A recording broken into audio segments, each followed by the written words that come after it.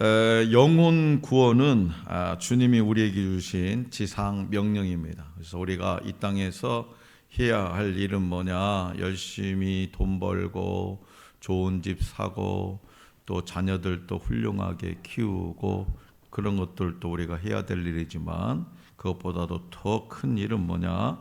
지상 명령, 영혼 구원이 영혼 구원. 그런데요, 그 일은 오늘 우리의 지혜만으로 할 수 있는 일이 아니라는 겁니다. 그러니까 성령께서 함께 해 주실 때만 능력 있게 복음을 전할 수 있습니다. 바울이 두란노 서원에서 제자들에게 말씀을 가르치시는 2년 동안 에베소에는요, 하나님의 말씀이 널리 퍼졌습니다. 에베소에서 주님의 말씀은 힘이 있었어요. 그 힘은 다음과 같은 차원으로 작용을 했습니다. 먼저 주 예수의 이름으로 세례를 베풀 때 말씀이 작용했습니다. 그러니까 성령을 들어보지도 못한 이들에게 성령이 내려서 그들이 방언도 하고 예언도 했습니다. 이때 주의 말씀은 신앙 고백이나 어떤 교리 혹은 성서 내용이 아닌 주 예수 이름이었습니다. 그래서 주 예수의 이름이 예수의 영, 성령을 모셔드리고 내주하게 합니다. 내주, 내 안에 계시게 한다 이 말이에요. 주 예수의 이름이. 성령으로 충만한 사람들은 자연인이 경험하지 못하는 어떤 신적 황홀경과 하나님의 임재를 경험합니다. 또 말씀이 힘있게 작용하는 두 번째 차원은 정신과 생각을 바꾸는 겁니다. 그러니까 사람들은 바울이 강론하는 말씀을 믿고 그리고 순종했어요. 믿는 것만으로 끝나지 아니하고 순종했다. 순종했다라는 건 뭐냐? 행동으로 옮겼다라는 거죠. 그래서 말씀은 인생과 자연 또 사회와 역사의 의미를 깨우쳐주고 각 사람이 삶의 목적을 발견하게 합니다. 이야기, 선포, 기도, 찬송 등 이 다양한 형식을 띤 말씀은요, 우리의 정신과 생각에 작용해서 세계관을 재구성하고 사고방식과 가치관을 바꿉니다. 또 다른 차원에서 말씀의 힘은 영적 대결에서 우위를 확보해요. 말씀은 악한 영의 권세를 꺾습니다. 말씀은 주 예수의 이름으로 안수할 때에 병든 사람이 나았고 악귀가 쫓겨 나갔습니다. 마지막으로 주의 말씀의 작용은 한 분 하나님께만 경배하는 신앙을 불어넣습니다. 에베소 사람들은 다수가 마술에 익숙한 상태였습니다. 인간의 이기심과 탕욕을 요행과 희망으로 포장한 것이 뭐냐? 바로 마술이었어요. 인간의 이기심, 탐욕, 이것을 요행과 희망으로 포장한 것이 뭐다? 마술이에요. 그러니까 주의 말씀이 역사했을 때 사람들의 마음에는 두려움과 해방이 동시에 찾아왔어요. 주 예수의 이름의 위대하심에 대한 두려움이었고 그분의 위대하심 앞에 드러난 헛된 마술과 우상 숭배로부터의 해방이었습니다. 이렇게 말씀, 이 하나님의 말씀은, 주의 말씀은 에베소 사람들의 삶을 총체적으로 바꾸어 놓기에 충분했어요. 자, 오늘 우리에게 주신 본문 말씀은 바울이 전도하는 현장에 성령께서 함께 하셔서 일어난 일들을 소개하고 있어요. 자, 그렇다면 복음을 전하는 현장에서 성령께서 하시는 일은 뭐냐? 성령 하나님이 하시는 일은 뭐냐? 먼저 성령께서 능력을 행하게 하십니다. 성령 하나님께서 복음을 전하는 현장에서 능력을 행하게 하신다. 자, 본문 말씀 11절과 12절입니다. 다시 한번 다 같이 받들겠습니다. 11절 12절 시작. 하나님이 바울의 손으로 놀라운 능력을 행하게 하시니 심지어 사람들이 바울의 몸에서 손수건이나 앞치마를 가져다가 병든 사람에게 얹으면 그 병이 떠나고 악귀도 나가더라. 아멘. 성령께서는 복음을 전하는 바울과 함께 하셨습니다. 사람들이 바울의 손수건이나 앞치마를 가져가다가 환자의 그 어떤 환부에 대자 병든 자들이 치유받고 귀신 들린 자들이 나음을 입었어요. 여기서 이 놀라운이란 말은 오해의 여지가 많은 번역입니다. 그러니까 직역하면 우연한 것들이 아닌 방식으로입니다. 우연한 것들이 아닌 방식으로. 그래서 여러 성경에서 이 놀라운이라는 말을 이례적인, 비상한, 특별한, 비범한 등으로 번역했어요. 하지만 여기서 강조점은 뭐냐? 이 말의 이 놀라운 이 강조점은 뭐냐? 하나님이 자연적인 방식을 초월한 비상한 방식으로 이 기적들을 행하셨다는 측면이에요. 상식적으로 생각해봐요. 생각해봐요. 손수건을 갖다 대고 앞치마를 갖다 대게 해서 환자가 낫고 귀신 들린 자가 떠나고 그런 일이 있을 수 있겠습니까? 상식적으로? 자연적인 방법을 초월한 방식으로, 비상한 방식으로 하나님은 이 기적들을 어디서요? 바울이 복음을 전하는 현장에서 그 능력을 나타내셨다는 거예요. 글쎄 이것은 그리스도의 부활, 죽은 자가 다시 살아난다는 예수 그리스도의 부활과 하나님 나라의 실제성, 하나님의 나라가 실제로 있다. 그 하나님에는 어떤 나라냐? 영생을 이루는 나라. 그 하나님의 나라의 실제성을 증명하는 거죠. 실제로 하나님의 나라 있다. 그리고 이 능력이 놀라운 것은 바울이 병든 사람에게 직접 안수하지 않고 단지 그의 몸에 닿았던 천조각을 가져다 대기만 해도 병이 낫고 악귀가 나갔기 때문입니다. 그래서 이러한 일들은요, 선례가 없지 않습니다. 예수님의 공생애 사역 때요, 공생애 때 병자들이 그분의 옷자락을 만져서 나음을 입었고요, 베드로가 지나갈 때 그의 그림자가 덮이기만 해도 병과 귀신이 떠나가곤 했습니다. 당연히 바울의 손수건 자체에 영험한 기운이 깃들었거나 바울에게 능력이 있었던 것이 아니에요. 하나님의 능력을 사람이 통제하거나 이용할 수 없다는 사실은요, 이어지는 사건을 통해서 좀 더 명확하게 밝혀집니다. 바울에게 나타난 놀라운 능력을 부러워한 나머지 바울에게 나타나는 놀라운 능력을 부러워한 나머지 바울의 흉내를 내며 예수님의 이름으로 치유의 사역을 따라하는 사람들까지 등장하게 되죠. 본문 말씀 13절에서 16절입니다. 다 같이 13절에 16절 시작. 이에 돌아다니며 말소라는 어떤 유대인들이 시험삼아 악기들인 자들에게 주 예수의 이름을 불러 말하되 내가 바울이 전파하는 예수를 의지하여 너희에게 명하노라 하더라. 유대의 한 제사장 스게와의 7 아들도 이 일을 행하더니 악귀가 대답하여 이르되 내가 예수도 알고 바울도 알거니와 너희는 누구냐 하며 악귀 들린 사람이 그들에게 뛰어올라 눌러 그들이 상하여 벗은 몸으로 그 집에서 도망하는지라. 아멘. 이 에베소라는 지역은요, 주술과 마법으로 유명했습니다. 주술, 마법. 그리스의 역사가 플루타르코스가요 쓴 이 도덕론이라는 책이 있습니다. 그 도덕론에도요, 에베소 글자가 부적처럼 주술에 사용되었다라고 기록되어 있을 정도입니다. 그 어처구니 없게도 당시에 돌아다니며 마술하는 유대인들이 있었어요. 유대인들이 어떤 사람입니까?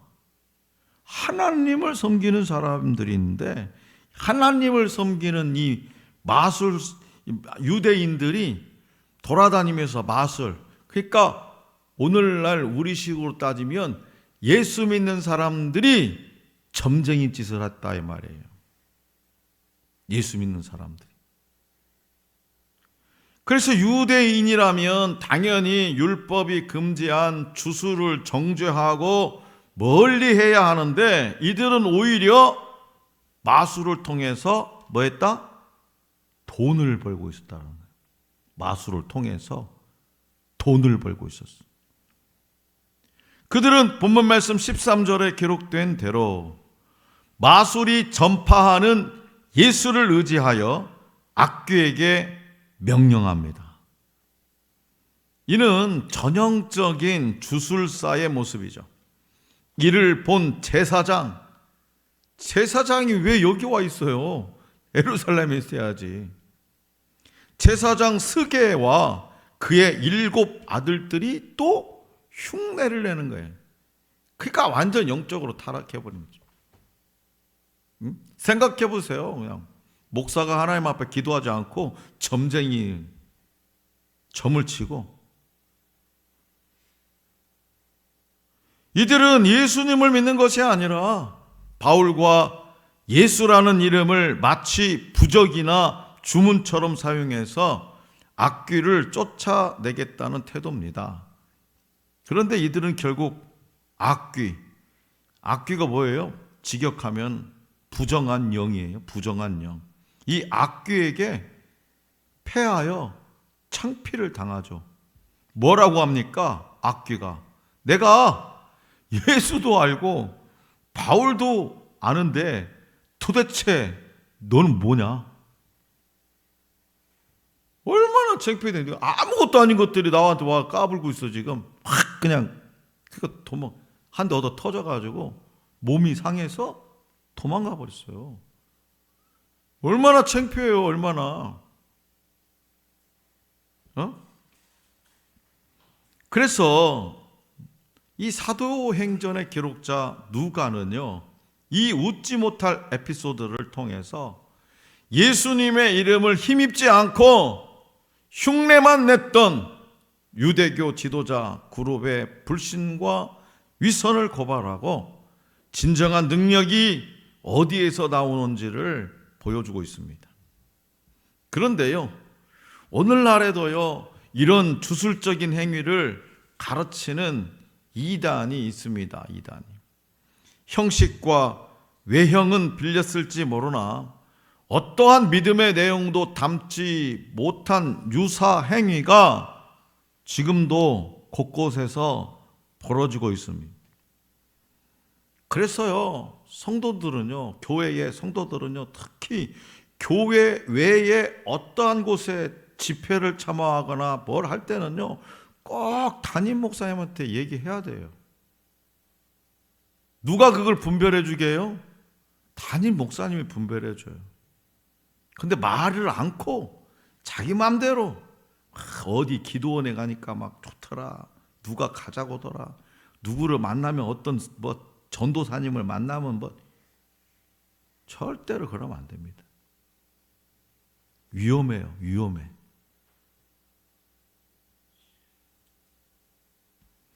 하나님의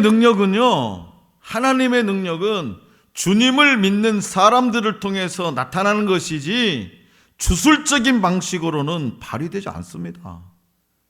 예수님의 이름으로 행한다고 다 예수님의 일이 아닙니다. 비슷해 보이는 가짜 능력을 분별할 줄 알아야 돼요. 자, 그렇다면 성령께서는 무엇 때문에 사도 바울의 사역 가운데에 이러한 능력을 베푸시고 기적을 일으켜 주셨을까요? 그것은요, 단지 어떤 사람들의 관심을 끌기 위한 것이 아니었습니다. 아담이 죄를 지은 이후에 인간은 죄에 매여 사탄의 통치 아래 살아갑니다. 그런데 복음이 선포되고 그것을 받아들인 사람들은 더 이상 사탄의 통치가 아닌 살아계신 하나님의 통치 아래에서 죄와 죽음으로부터 자유를 얻습니다. 그래서 성령께서는 기적을 통해서, 이러한 기적을 통해서 이러한 영적 변화를 사람들이 목격하도록 하시죠. 하나님은 살아계시다는 것을 직접 봐라 이거예요. 그래서 그 기적을 접함으로써 하나님을 알 수 있고 기적을 통해서 사람은 변화될 수 있습니다. 다시 말해서 놀라운 성령의 기적을 본 사람들은 예수 그리스도의 복음이 그것을 믿음으로 받아들인 사람들을 하나님 나라의 일원으로 회복시켜 주셨다는 사실을 확인하게 된다는 거예요. 그렇기 때문에 복음을 전하는 현장에도 성령께서 오늘 저와 여러분들과 함께 능력으로 함께 하시기를 소망해야 돼. 우리가 전한 복음 현장에 하나님의 능력이 함께 하시기를 소망해야 돼. 우리가 전하는 복음을 받아들인 사람들이 성령께서 주시는 치유와 기적들로 더 큰 확신을 갖도록 기도하면서 기도해야 합니다. 그리고 그 기적에 대한 관심을 넘어서 자신을 구원하신 하나님을 신뢰하는 참된 그리스도인이 되도록 도와주어야 합니다. 에베소가 점점 하나님께로 돌아온 것처럼 우리의 이웃이 점점 하나님께로 돌아올 수 있기를 원합니다. 둘째로 복음을 전하는 현장에서 성령께서는 회개의 마음을 주십니다. 능력을 베풀어 주시고 두 번째는 회개의 마음을 주셔요. 자, 17절에서 19절 말씀입니다. 17절에서 19절 시작. 에베소에 사는 유대인과 헬라인들이 다 이를 알고 두려워하며 주 예수의 이름을 믿은 사람들이 많이 와서 자복하여 행한 일을 알리며 그 마술을 행하던 많은 사람이 그 책을 모아 가지고 와서 모든 사람 앞에서 불사르니 그 책값을 계산한 즉 은 5만이나 되더라. 아멘. 복음이 선포되는 현장에서 성령께서 하시는 사역 중에 하나는 사람들의 마음에 회개를 불러 일으키시는 거예요. 복음을 받아들인 사람들은요,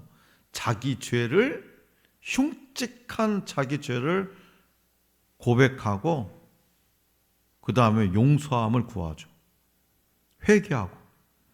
그러니까 사도 바울이 전하는 복음과 그의 능력을 보고 들은 사람들 중에는 마술사들이 있었다고 했죠. 그들은 자신들이 하나님을 믿지 않고 살았던 삶을 회개하면서 모든 사람들이 볼 수 있도록 그들이 가지고 있던 마술책들을 불태워버립니다. 다 모아가지고 마술사들이 가지고 있던 마술책. 그 책값을 따져보니까 얼마냐? 은 5만이나 돼. 은 5만. 이것을 오늘날 돈으로 환산하면요, 수십억이 됩니다. 수십억이나 되는 자산을 싸그리 불태워버려. 이거 엄청난 회개입니다. 자, 성도 여러분, 성령께서는요, 이처럼 사람들의 마음에 죄를 슬퍼하고 돌이키는 마음을 불러 일으켜 주십니다. 사람들은 성령의 역사를 생각할 때 어떤 치유의 기적이나 은사들을 생각하기 쉽습니다. 하지만 회개야말로 성령께서 하시는 가장 중요한 사역이에요. 그 이유는 바로 회개 없이는요, 구원이 없기 때문입니다. 회개 없이는요, 하나님의 자녀가 될 수 없어요. 에베소 사람들은 바울을 통해 나타나는 이 하나님의 놀라운 능력을 보고 큰 충격을 받았어요. 본문 말씀 17절과 18절에 기록된 대로 그들은 경외감을 느껴서, 경외는 뭡니까? 두려워 떠는 마음이에요. 하나님을 두려워 떠는 마음이 느껴져서 예수의 이름을 높이고 과거의 잘못을 회개했다라고 기록하고 있어요. 하나님의 능력이, 하나님이 능력을 행하시는 목적, 하나 사람들이 주님께로 돌아와서 주님을 인정하는 겁니다. 능력 행함 자체가 목적이 아닙니다. 하나님은 우리의 삶에 놀라운 일을 행하십니다. 그 놀라운 일을 다른 사람들에게 또 증언하게 하십니다. 그리고 그들이 하나님을 인정하고 믿음에 이르도록 돕게 하십니다. 또 성령으로 말미암는 회개는요, 단지 고백으로 끝나지 않습니다. 에베소 사람들은 은 5만 어치의 책들을 불태웠듯이 참된 회개는 삶의 변화를 동반합니다. 누가 시키지도 않았는데, 누가 그렇게 하라고, 꼭 그렇게만 해야 된다고 시키지도 않았는데 스스로 결단하고 그렇게 행한 거죠. 감정의 차원을 넘어서 삶을 돌이키는 데까지 나아가야만 진정한 회개인 거예요. 회개에 합당한 열매가 회개의 진정성을 보증합니다. 회개에 합당한 열매, 삶이 변화되는 거예요. 알코올 중독자가요, 술을 끊고 자기만을 위해 살던 그런 이기적인 사람이 하나님과 다른 사람을 섬기며 살게 되는 것, 그것이 바로 진정한 회개예요.